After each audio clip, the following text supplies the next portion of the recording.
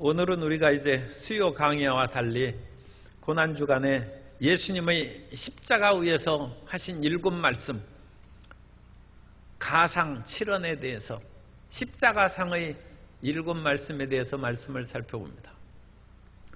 사람이 마지막에 어떤 말씀을 하느냐가 굉장히 중요합니다.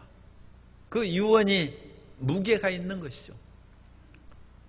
옛날 진나라 시대에 우이가라는 장군이 있었는데 그 부친이 명장입니다. 그런데 그 부친에게는 젊은 첩이 있었어요. 여종이 있었는데 그 아버지가 정신이 멀쩡하고 건강할 때 내가 죽거든 그 사람이 젊으니까 재가를 시키도록 하라고 자식들을 불러다가 유언을 했어요. 그런데 얼마 지나서 정신이 흐릿하고 돌아가실 때가 되니까 그 첩을, 그 여종을 재가 시키지 말고 죽으면 나하고 같이 묻어달라고 하고 돌아가셨어요. 그러자 아들들의 의견이 분분한 거야. 아버지의 마지막 유언을 들어야 되지 않느냐. 아버지가 지금 죽을 때 정신이 없어가지고 잘못 유언한 거니까 정신이 올바를 때 한 유언을 따라야 된다. 그래서 장남이 그 첩을 재가를 시켰어. 아버지 올바른 뜻을 우리가 행하는 것이 자식의 도리다. 그래서 같이 묻어봤자 그 무슨 소용이 있습니까? 그런데 그 아들 우이가가 전쟁터에 나가서 전쟁을 하는데 굉장히 상대방이 강해서 위기에 처하는데 희한하게 적병이 자기에게 말을 달려오다가 고꾸라 넘어지는 거예요. 그런 일이 한두 번 아니었는데 그날 밤에 꿈을 꾸니까 한 노인이 그 전쟁터가 나타난 그 장면이 꿈속에서 펼쳐지는 거예요. 그런 노인이 나타나서 풀을 이렇게 묶는 거예요. 그래가지고 묶은 풀에 적군의 말이 오다가 풀이 묶어진 데 걸려서 넘어지는 거예요. 그러면서 그 노인이 얘기합니다. 나는 장군님이 제가 시켜보낸 그 딸의 아버지입니다. 당신이 선친의 그 유언을 올바르게 수행하고 내 딸을 죽이지 아니하고 제가 시켜준 것을 감사해서 은혜를 갚으러 내가 왔다. 그래서 그것이 결초보은이다. 풀을 묶어서 은혜를 보답한다. 사람의 진실된 유언에 힘과 능력이 있습니다. 그래서 예수님께서는 마지막 십자가에 달렸을 때 복음서를 종합하면 7번 말씀을 하셨어요. 7구절의 말씀을 하셨는데 그 첫 번째 구절은 누가복음 23장 34절에 있는 예수께서 이르시되 아버지 저들을 사하여 주옵소서 자기들이 하는 것을 알지 못함이니이다 하시더라.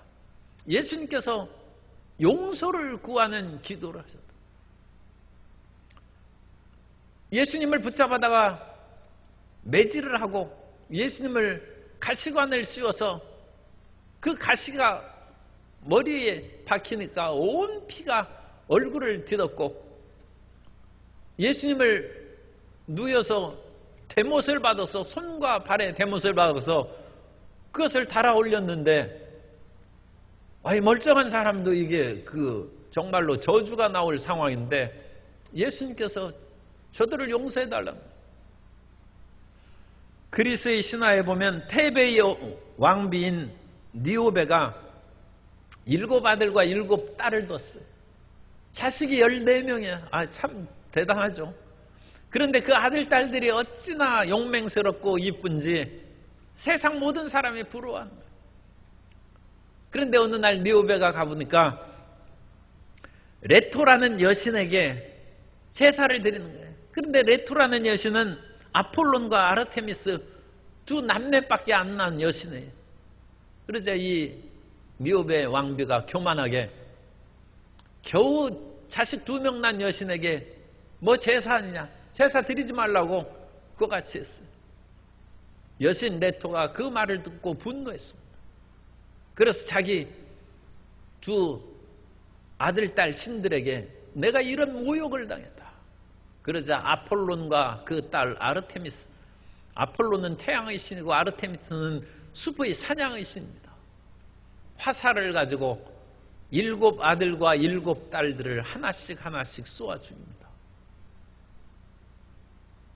그 니오베 왕비가 초죽음이 되고 무릎을 꿇고 마지막 레토의 여신에게 빕니다. 제발 마지막이 한 아들만 살려달라고 할 때 어김없이 아폴론 신의 화살이 그의 심장을 꿰뚫어서 죽고 맙니다. 신들의 세계에도 용서가 없어요. 그 모욕과 멸시를 받은 그 말을 듣고 7 아들과 7 딸들을 다 죽였습니다. 그러나 예수님께서는 저들의 죄를 용서하라고 했습니다. 그들이 하는 바를 알지 못하기 때문입니다. 물론 우리가 알지 못하고 죄를 지은 것은 좀 감량을 받을 수 있어도 알지 못한다고 죄가 없는 것이 아닙니다.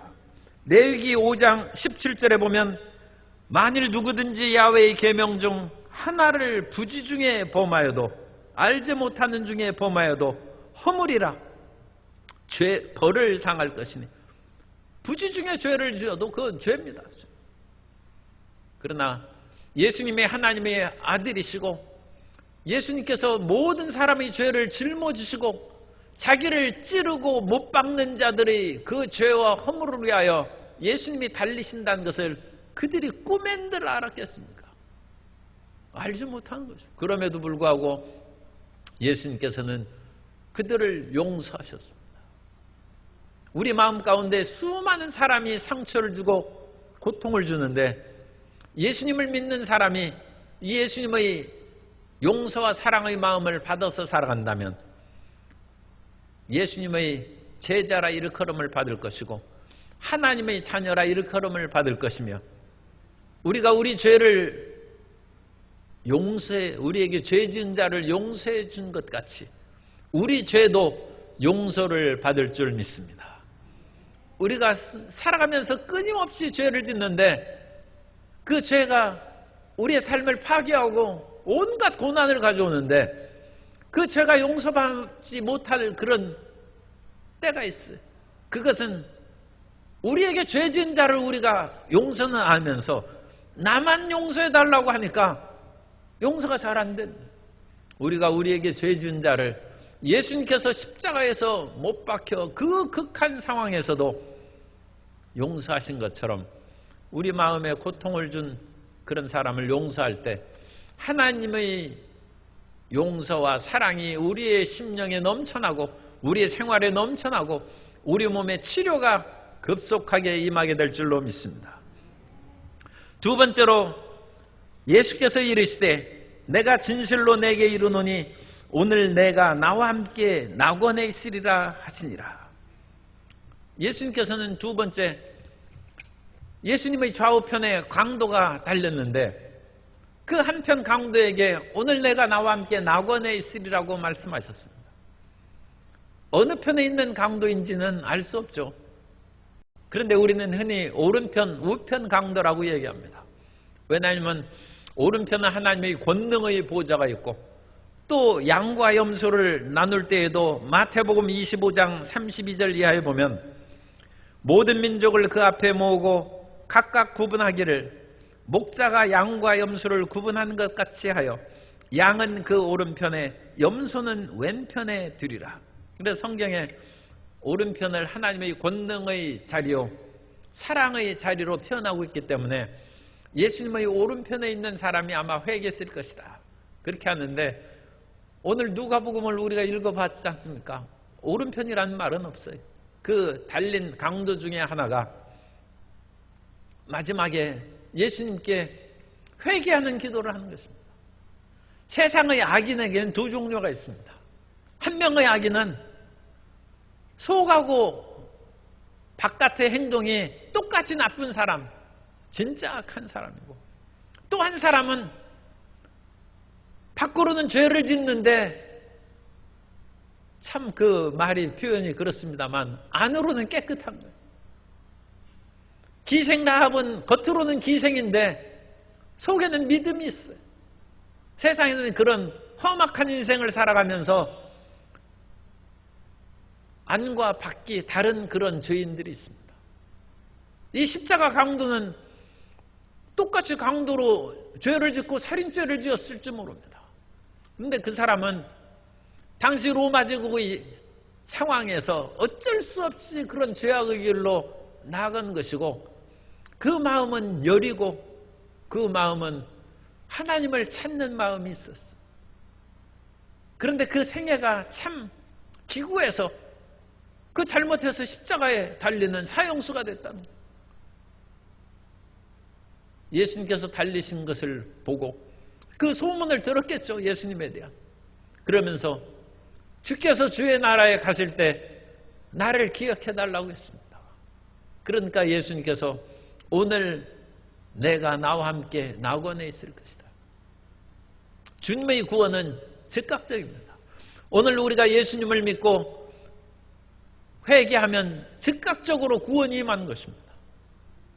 사람이 예수 그리스도께서 나를 위하여 십자가에 못 박혀 피를 흘리시고 나를 위하여 죽으시고 나를 위하여 부활하셨다는 것을 마음으로 믿어 의에 이르고 입으로 시인하여 구원에 이르는 것입니다. 그것은 즉각적이고 하나님의 영혼의 구원이 확실하게 임한 것입니다. 다만 그 생활이 하나님의 구원으로 형통하고 평안하게 되는 것까지는 그것은 시간이 걸리고 다른 문제죠. 그러나 우리의 영혼이 건져진 후에 우리의 마음과 생활의 그 모든 것도 하나님께서 변화시켜 주실 것이고, 우리의 몸과 생활이 완전히 변하지 못한다 할지라도 우리의 육신을 벗어버리면 하나님의 완전한 구원이 우리에게 나타나게 될 줄로 믿습니다. 그래서 주님께서 이 십자가 강도, 어쩌면 오른쪽에 있는 그 강도를 구원의 약속을 베풀어 주셨습니다. 그러므로 우리는 우리의 주변에 있는 그 분들에게, 특히 연세가 들고 생명의 그 고비에 있는 분들에게도 그리스도 예수를 증거하고 예수님을 마음으로 믿고 입으로 시인하도록 신앙의 결신을 시키고 하나님의 품으로 인도해야 될 줄로 믿습니다. 세 번째로 예수님께서 하신 말씀은 요한복음 19장 26절 이하의 말씀입니다. 예수께서 자기 어머니와 사랑하시는 제자가 곁에 서 있는 것을 보시고 자기 어머니께 말씀하시되 여자여 보소서 아들이니이다 하시고, 또 그 제자에게 이르시되 보라 내 어머니라 하신대 그때부터 그 제자가 자기 집에 모시니라. 예수님께서 십자가에서 그 어머니를 보시고 말씀을 하신 것입니다. 마리아를 마테르 돌로로사라고 합니다. 라틴어로 말한 것이죠. Mother of Sorrow라는 뜻입니다. 슬픔의 어머니란. 어떻게 보면 이 지상에서 육신을 가지고 살아가던 마리아는 굉장히 고통스러운 삶을 살았습니다. 처녀 때 아기를 가짐으로 말미암아 자칫하면 돌에 맞을 위기에 처하고 파혼당할 위기에 처했어요. 그 시집가는 환상과 아름다운 꿈꾸는 사람들이 많이 있는데 마리아는 떨면서 시집갔어요. 그 얼마나 자기 청춘이 그냥 사라져버리고 신혼의 꿈이 사라져버린 거예요. 그리고 예수님을 낳자마자 헤롯이 모든 2살 난 아기들을 다 죽였지 않습니까? 그래서 꿈의 현몽에서 그 나사렛 시골 처녀가 애굽으로 도피를 했어요. 언제 마리아가 해외를 간 적이 있겠습니까? 그런데 거기에서 그 옛날에 애굽으로 도피를 했어요. 돈도 없었을 텐데 마침 황금과 유향과 모략을 가져온 동관 박사가 아마 그 가져온 그런 노잣돈으로 도피를 했을지 모릅니다. 그래서 거기를 갔다 와서 다시 고향 나사렛에 가서 살았는데 요셉이 또 금방 돌아가셨어요. 그러니 얼마나 생활이 어려워요. 예수님께서는 소년 가장으로 첫 장남이 되어서 나사렛 몫으로 일을 하시면서 그렇게 살아갔어요.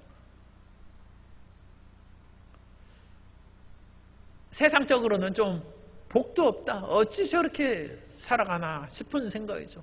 아니 그런데 그 예수님께서 이제는 33살의 나이에 십자가에 못 박혀 돌아가시는 그 모습을 보니까 그 어머니 마리아의 마음이 칼로 찌르는 것 같다. 그래서 누가복음 2장 35절에 그 예언의 말씀이 있습니다. 칼이 내 마음을 찌르듯 하리니 이는 여러 사람의 마음의 생각을 드러내려 함이니라 하시니라. 그런데 사랑의 예수님께서 십자가에 달리셔서 그 참 표현이 좀 그렇습니다. 그 불쌍한 어머니를 그냥 놔두시지 않냐고 자기 제자에게 보라 내 어머니라 함으로써 내가 무엇이라는 예수님께서는 이제 부활하시고 승천하사 하나님의 보좌에 계신데 육신을 가진 물론 하나님께서 여러 가지 면으로 돌보아 주시겠습니다만 그래도 눈에 보이는 효자가 있어야죠. 그러니까 사랑하시는 제자 요한에게 보라 내 어머니라 해서 그 어머니를 의탁하는 것입니다. 사람이 가끔 자기가 죽을 그런 지경에 처하고 몸도 약하고 그러면 다른 사람을 생각지도 안 하고 심지어 자기 부모와 처자식까지 버리는 사람이 있는데 그건 예수님 믿는 사람의 태도가 아닙니다.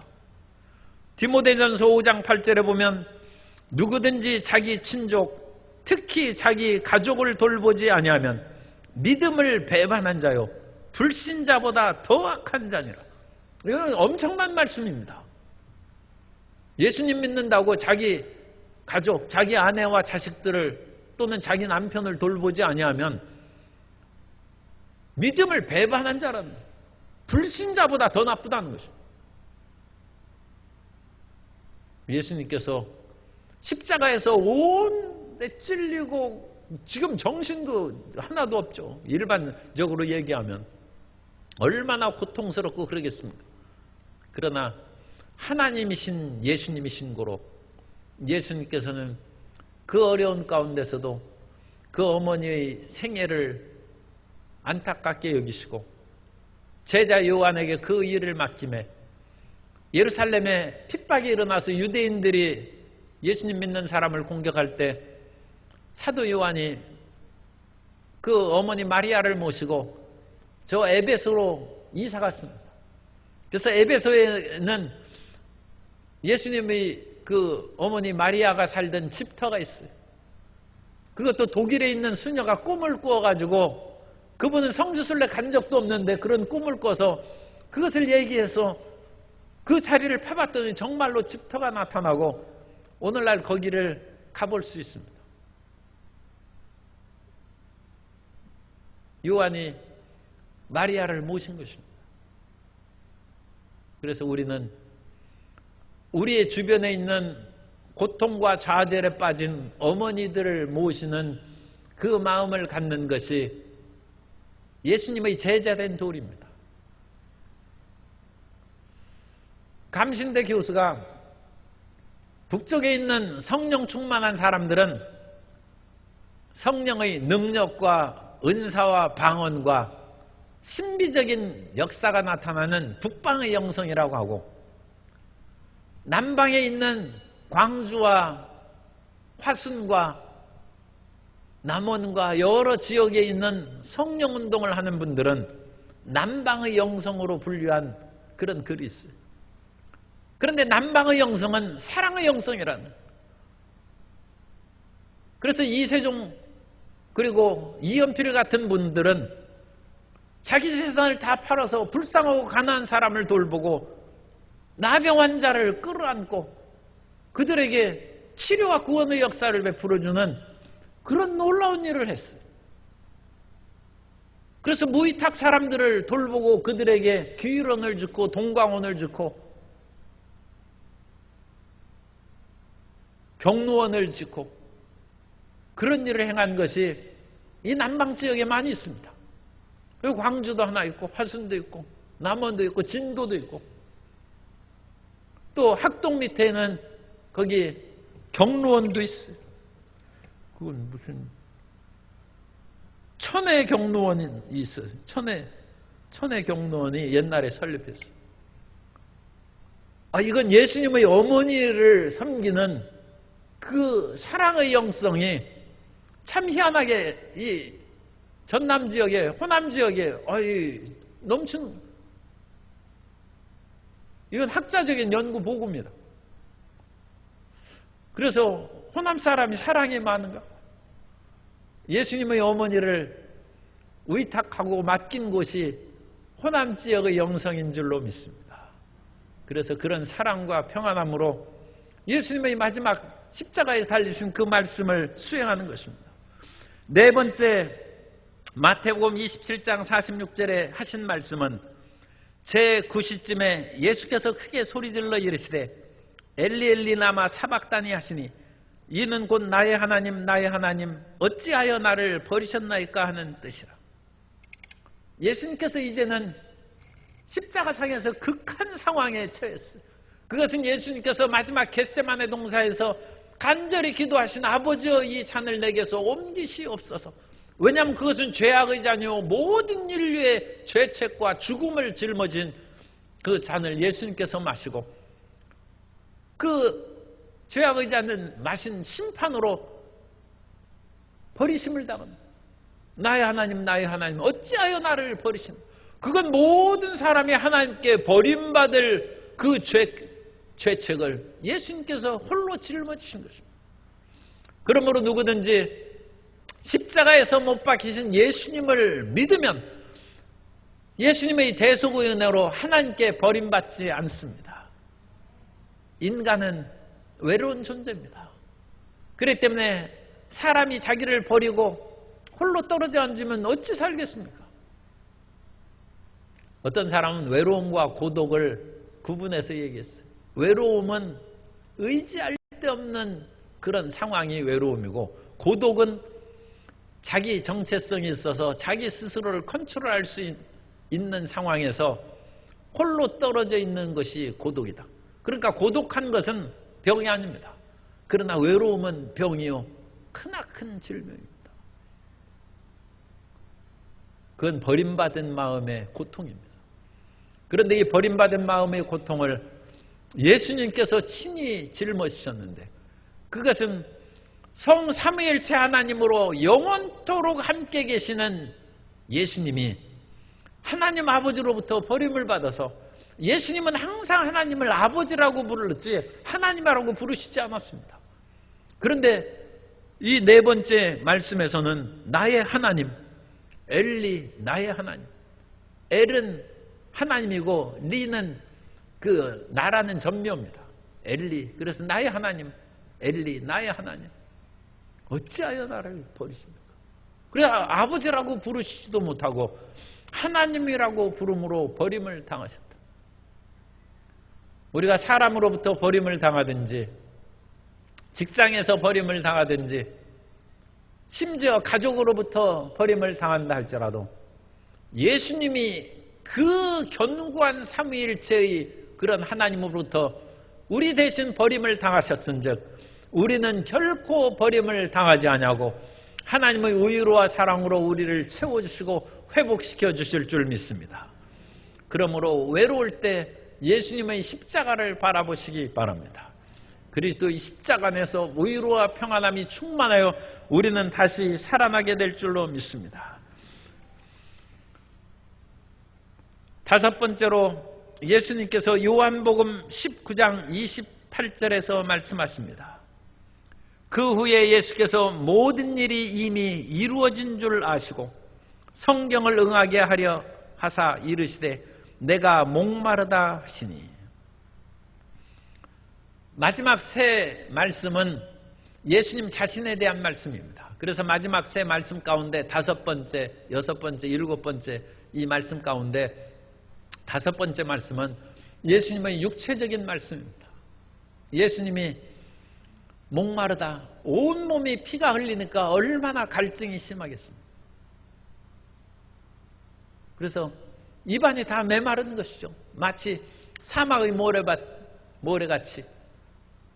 옛날 시골에서 가뭄이 들어서 논바닥이 쩍쩍 갈라지는 것처럼 입안이 갈라지는 것입니다.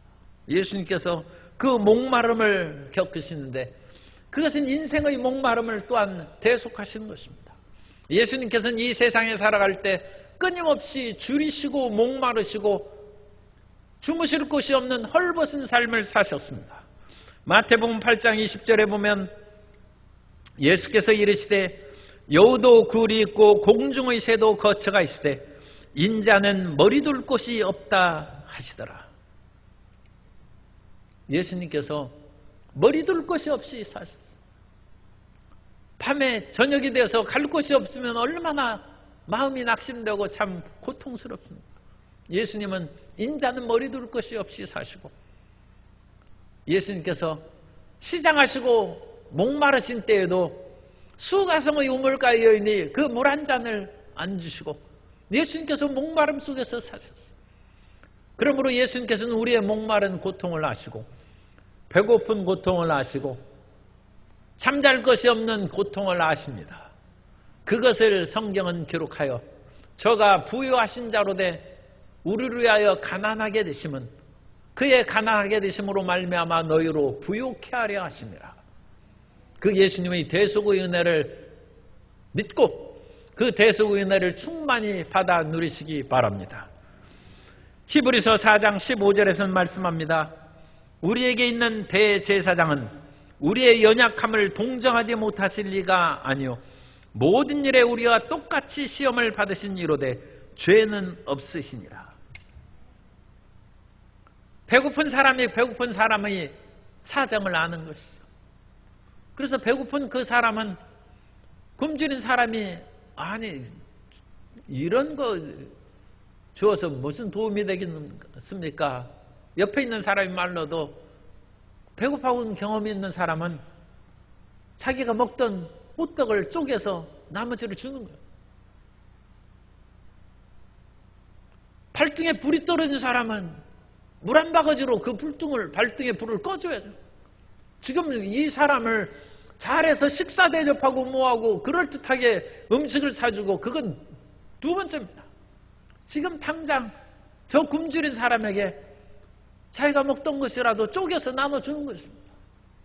그것은 배고파봤기 때문에 그 사정을 아는 것이고 예수님께서 내가 목마르다 하시는 그와 같은 처절한 경험을 하셨기 때문에 우리의 목마른 기도를 들으시고 우리에게 은혜를 베풀어 주시고 우리에게 잘 집을 마련해 주시고 처소를 예비해 주실 줄 믿습니다.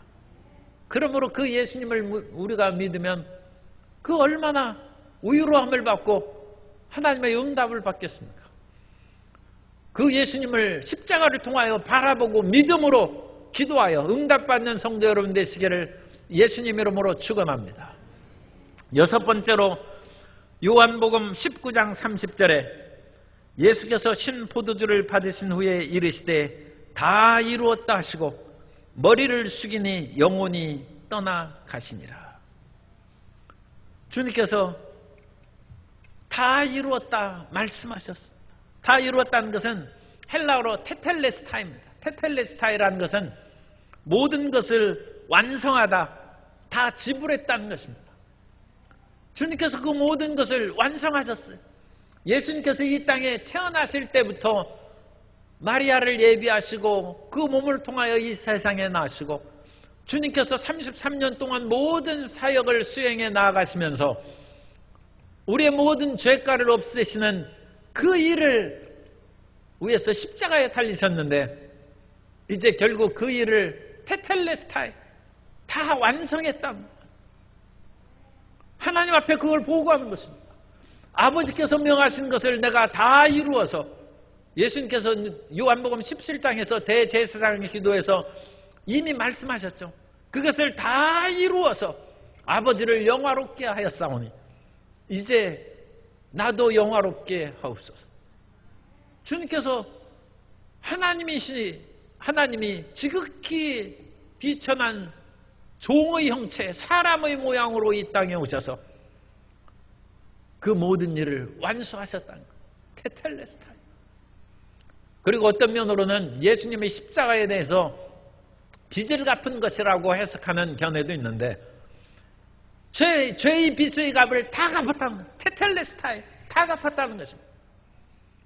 어떤 사업하는 사람이 끈질기게 그걸 하루에 10,000원씩 100,000원씩 갚고 갚았다가 결국은 5년 10년 만에 빚을 다 갚았어요. 테텔레스타이. 그렇게 외치는 것입니다. 소크라테스가 아테네 감옥에서 죽을 때에도 자기 제자들에게 마지막 유언 겸 부탁을 합니다. 내가 암탉 한 마리를 빚진 것이 있는데 그걸 갚아달라고 제자들에게 부탁합니다. 갚아야죠. 테텔레스타이.